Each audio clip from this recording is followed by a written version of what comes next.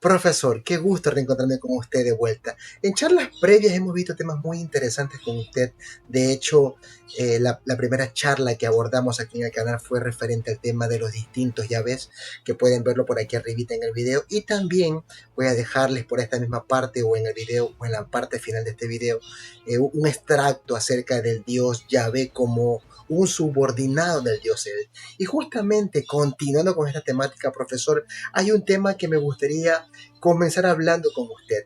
Y es que resulta que en el contexto de la transición de la edad del bronce a la edad del hierro, en el levante mediterráneo y considerando justamente la importancia de figuras como el dios El, como Baal en el panteón cananeo, ¿usted podría explicarnos por qué la competencia religiosa más fuerte para Yahvé particularmente en el antiguo Israel se dio específicamente con Baal y no precisamente con el dios El, que se supone era el dios más importante o a resumidas cuentas era el creador original?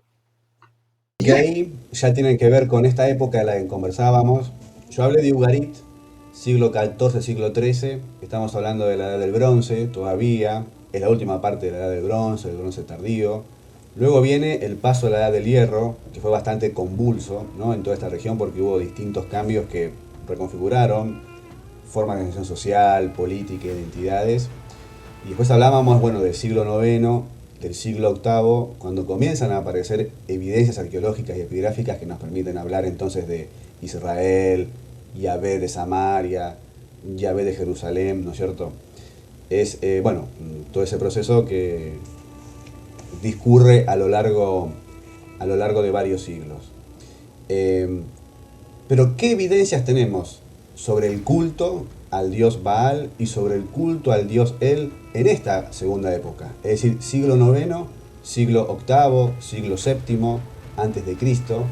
Ahí el grueso de la evidencia demuestra que la principal personalidad divina a la que se presta culto es Baal, o a la multiplicidad de Baales, ¿no? Cada ciudad tenía Baal y su pareja, que también podía ser Asherá u otra diosa, digamos, femenina del panteón cananeo. Esto es muy recurrente, por ejemplo, en las ciudades fenicias, etc. Entonces, muchas, digamos, muchas personas, muchos grupos del Levante, de toda esta región, prestaban culto a Baal o a una de sus formas, de las formas de Baal. En cambio, el culto al dios El no parece haber estado tan extendido en esta época. Eh, ya lo veníamos conversando, ¿no? Él es un dios anciano, ya casi retirado, según la terminología, ¿no?, de la fenomenología, un dios ocioso. Desempeñó un rol muy importante en el origen de los tiempos, pero ahora está descansando, ¿no es cierto?, por decirlo de alguna manera, y ahora el dios activo es Baal, ¿no es cierto?, desde la perspectiva cananea. Entonces, bueno, el día a día de los reyes y las personas depende más bien del culto a Baal y no tanto de un culto al dios El, al cual se le reconoce, ¿no?, ese carácter celestial y paternal en sus orígenes, pero bueno, al cual no se presta culto de la misma forma como se prestaba al dios Baal. Más allá de algunas excepciones, pero contadas, ¿no? Si uno analiza las evidencias, no, sin duda el dios más popular era Baal en sus múltiples formas. Entonces, desde ese punto de vista, eh, podemos pensar, perdón, antes de meterme con esto, sí se conservaba el nombre él en muchos nombres, nombres de lugares y nombres de personas. Nombres de lugares son topónimos, ¿no es cierto? Eh, y justamente los patriarcas, el Génesis, y bueno, y después también en otros libros, mencionan que recurrentemente visitan a lugares que tienen nombre, ¿no? Betel, distintos sitios donde, bueno, se prestaba culto, bueno, al Dios del Padre, ¿no?, como dice el texto bíblico. Así que hay evidencias, ¿no es cierto?, del Dios El, del nombre El, en esta época, ya la edad del hierro, ¿no?, en estos siglos de lo que veníamos conversando, pero son nombres de lugares, ¿no?, son nombres de lugares. Pero cuando estos pueblos prestan culto, y suelen prestar culto al dios Baal. Y yo creo que entonces esto es lo que explicaría la competencia entre Yahvé y Baal. Él, vamos a hacerlo así coloquialmente, ya estaba en otra, ¿no es cierto? Se había desentendido de su creación, por decirlo de alguna manera. En cambio, la situación política y religiosa de la época respondía a un conflicto, ¿no? Entre estos distintos dioses y bueno, la vocación, entonces ellos que impulsaban una mirada primero más localista, diciendo no, nuestro Dios es el más poderoso, y después una mirada más universalista de carácter monoteísta. Nuestro Dios no solamente es el más poderoso, sino que es el único, ¿no es cierto? Y los demás son imágenes falsas. Yo creo que entonces esta relación distinta que tiene Yahvé con Baal responde a las características propias del culto cananeo que todavía persistía en época del antiguo Israel. A diferencia de la figura de él, que se la reconocía, se la recordaba, pero que no desempeñaba ningún papel político, religioso relevante en el día a día para estos pueblos y particularmente para sus reyes. Profesor, su explicación sobre la competencia entre Yahvé y Baal y ese rol del dios él como un deus o diosus me ha dado a mí, creo que a todos, una perspectiva muy clara de esa dinámica religiosa en el antiguo Israel. Ahora me gustaría profundizar en cómo se gestionaron estos cambios y la imposición de nuevas prácticas religiosas, porque si bien la Biblia nos relata reformas drásticas y a menudo violentas, la arqueología a veces nos cuenta algo muy diferente, ¿no? En este sentido, o en ese sentido, y considerando las reformas religiosas de reyes como Ezequías y Josías, así como también reformas como la de Esdras y Nehemías, ¿podría usted explicarnos o ahondar en este caso en la tensión entre el texto bíblico que a menudo describe un componente violento en estas reformas y la evidencia arqueológica e histórica que en este caso sugiere un proceso mucho más gradual y basado en el consenso social? ¿Qué nos dice esta discrepancia sobre la historicidad de los textos y la evolución de la fe en el antiguo Israel, querido profesor Haruf? Bueno, si uno se atiene al texto bíblico, advierte que en estas reformas hay un componente violento que tiene que ver bueno, con la persecución de personal religioso, de sacerdotes, con la destrucción de templos o de imágenes, ¿no es cierto?, de otros dioses, o por ahí imágenes, ¿no es cierto?, del dios Yahvé que también estaban prohibidas, a partir, ¿no es cierto?, del ideario que aparentemente habrían impulsado estas reformas. Entonces, y después también comparando con otras reformas religiosas de la época, uno reconoce allí, sí, evidentemente tuvo que haber habido, ¿no es cierto?, un componente violento y la imposición a la fuerza de unos sobre otros. Sin embargo, cuando uno va a consultar la evidencia, se da cuenta que, bueno, el alcance de estas pretendidas reformas no fue tan pronunciado. Las pocas evidencias que parecen atribuibles, ¿no es cierto?, a destrucciones, se reducen a uno o dos sitios. Recuerdo ahora al sitio de Arad para la época de Ezequías. Sobre la época de Josías prácticamente no hay nada. Con lo cual es probable que lo que está recogido en los textos represente una visión que no se haya respondido del todo con la naturaleza del proceso. Que parece haber, digamos, no sé si decir fracasado, pero bueno, sí haber tenido sus límites importantes. ¿A dónde voy con todo esto? Mi mirada es que puede ser que haya habido algún estallido de violencia, pero habría sido muy mínimo, muy contenido, tratando, ¿no es cierto?, de impulsar estos cambios a la fuerza, pero siento que a la larga estas ideas se terminaron imponiendo apelando a dinámicas más de tipo consensual, ¿no es cierto?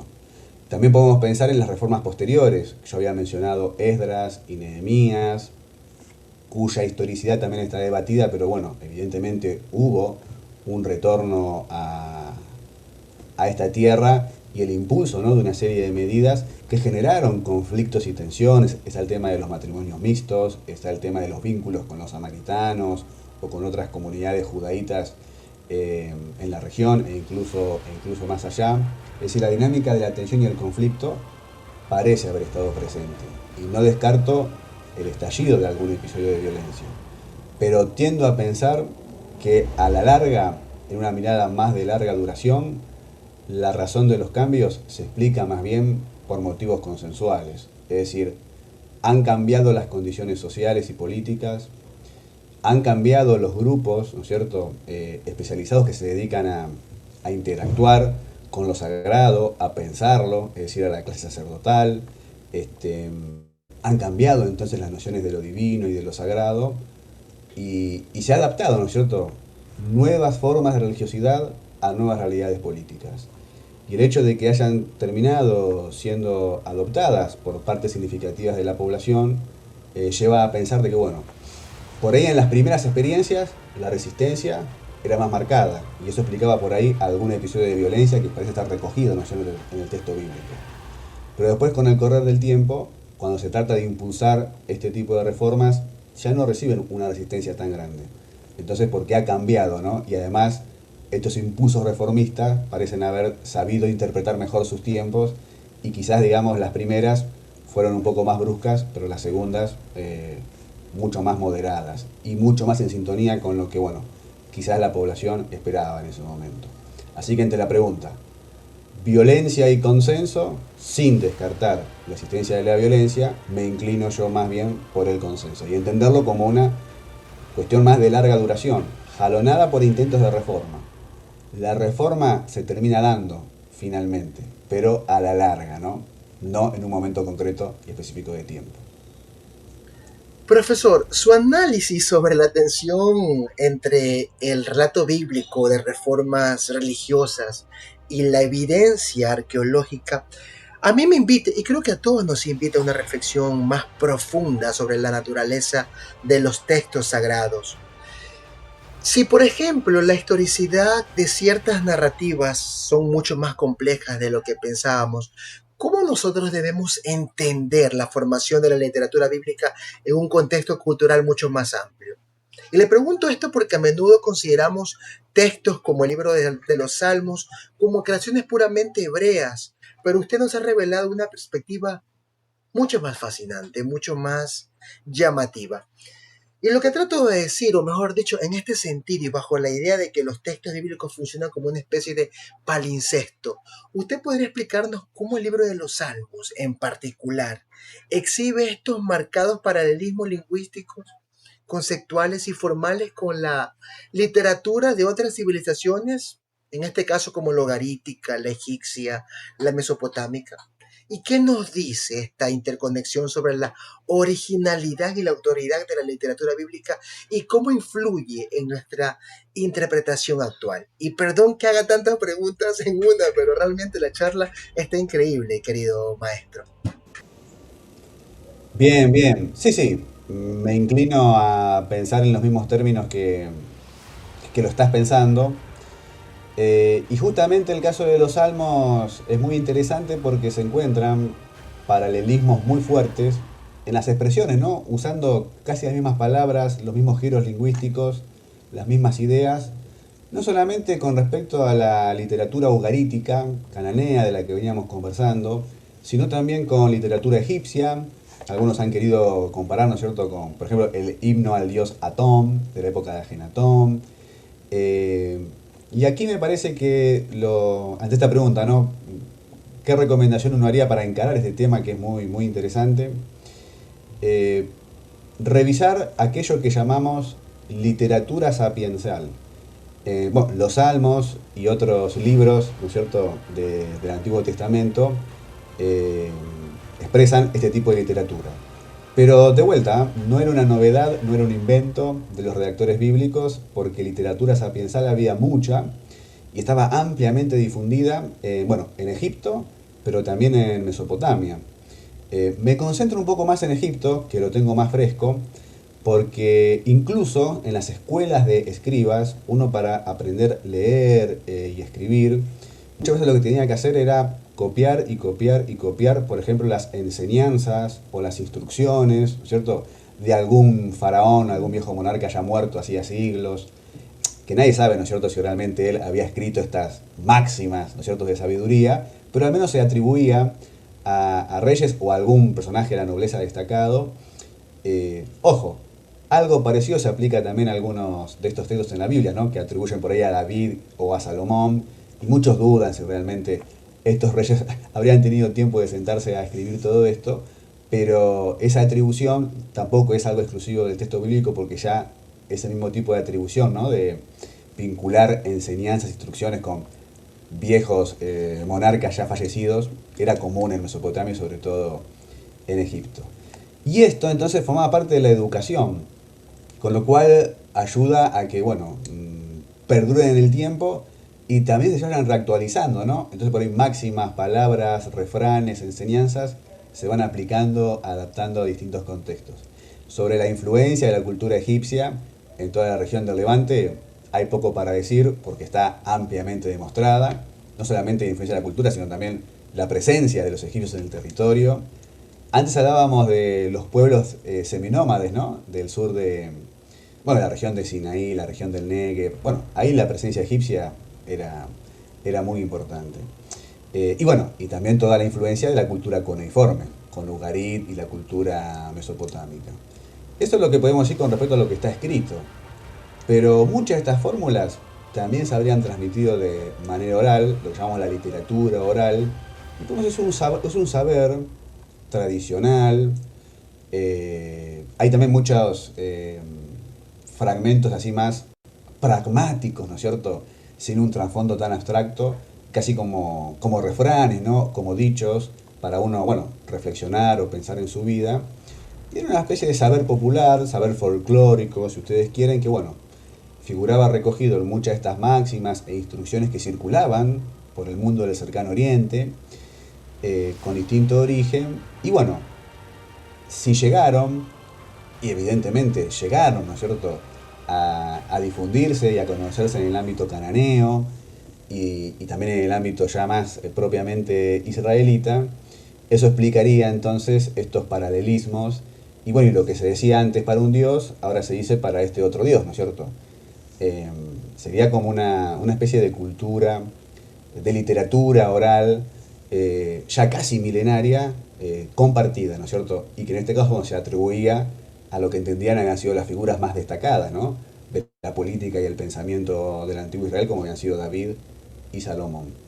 Entonces, para la gente que esté interesado en esto, que es la literatura sapiensal, yo recomendaría entonces, bueno, consultar la literatura sapiensal de esta época en toda esta región, y ahí va a encontrar un montón de herramientas, bueno, para comparar, también para diferenciar, para ver, bueno, cuáles son las particularidades de la literatura sapiensal hebrea con respecto a las otras, pero yo creo que forma parte de un fenómeno mucho más complejo, y eso es lo que explica entonces estos paralelismos tan llamativos, y este carácter tipo palimpsesto que tienen al menos algunos de los textos bíblicos, como el caso del libro de los Salmos.